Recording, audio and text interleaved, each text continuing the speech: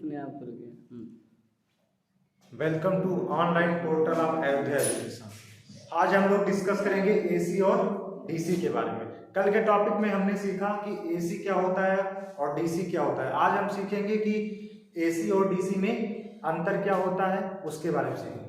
AC जो होता है उसका जो वेव फॉर्म होता है वो साइनोसॉइडल होता है, स्क्वायर होता है और ट्रायंगुलर होता है। डीसी जो होता है उसका जो वेव फॉर्म होता है वो कांस्टेंट होता है, मतलब प्योर डीसी होता है और पल्सेटिंग डीसी होता है। इंडिया में एसी की जो फ्रीक्वेंसी होती है, मतलब एक सेकेंड में चक्रों की संख्या को क्या कहते हैं, आवृत्ति कहते हैं, 50 हर्ट्ज होती है इंडिया में। और यूएसए वगैरह में फ्रीक्वेंसी को कितना लेते हैं, 60 हर्ट्ज लेते हैं। डीसी में फ्रीक्वेंसी का मान क्या होता है, 0 हर्ट्ज होता है।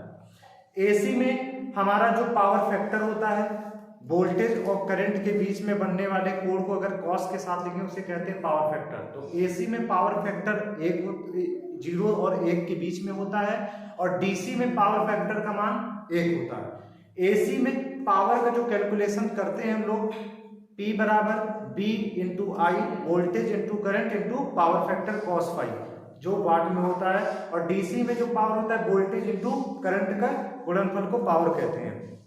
उसके बाद में ये सब एसी में क्या होता है, जो इसका मैग्नीट्यूड परिमाण और दिशा समय के साथ क्या करती है, परिवर्तित होती है। और डीसी में इसका परिमाण और दिशा समय के साथ क्या रहता है, स्थिर रहता है। इसके बारे में हम देखते हैं कि क्या क्या अंतर होता है। एक बार ये हमारा डिफरेंस बिटवीन एसी और डीसी में अंतर।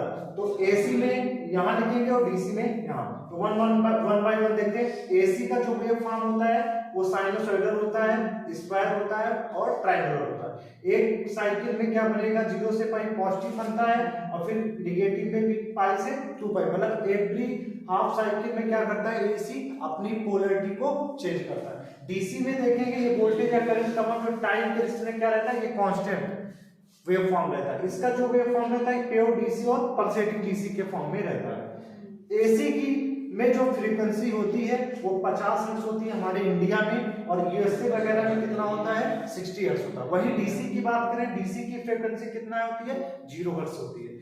उसके बाद में हमने बताया था एसी में जो परिमाण होता है मैग्नीट्यूड और डायरेक्शन दिशा समय के साथ क्या करती है, चेंज होती है। और डीसी में क्या रहती है, परिमाण और दिशा समय के साथ नियत या कांस्टेंट बनी रहती है।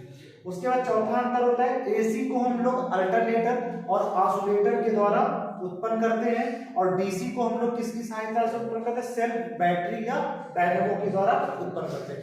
एसी में जो पावर की गणना हम लोग करते हैं, P बराबर B इंटू आई, और उसके साथ एक चीज और जुड़ जाती है जिसे कहते हैं पावर फैक्टर cos फाई, और इसका यूनिट क्या होता है, मात्र वाट में लिया जाता है। वहीं डीसी में क्या करें, पावर होता है वोल्टेज और करंट का गुणनफल को पावर करें, इसलिए P बराबर हो जाएगा B इंटू आई, ये रहेगा वाट। इसी प्रकार हमने यहाँ से देखा, यहाँ cos फाई अतिरिक्त जुड़ जाता है। तो एसी में जो पावर फैक्टर होता है उसका मान 0 व 1 के बीच, क्योंकि cos का मैक्सिमम वैल्यू 1 होता है और मिनिमम वैल्यू 0 होता है, इसलिए cos का जो पावर फैक्टर हमारा डिपेंड करता है 0 और 1 के बीच में। बट डीसी के केस में पावर फैक्टर की वैल्यू कितनी होती है, 1 होती है। ये था एसी और डीसी के बारे में कंपैरिजन हम लोगों ने सीखा।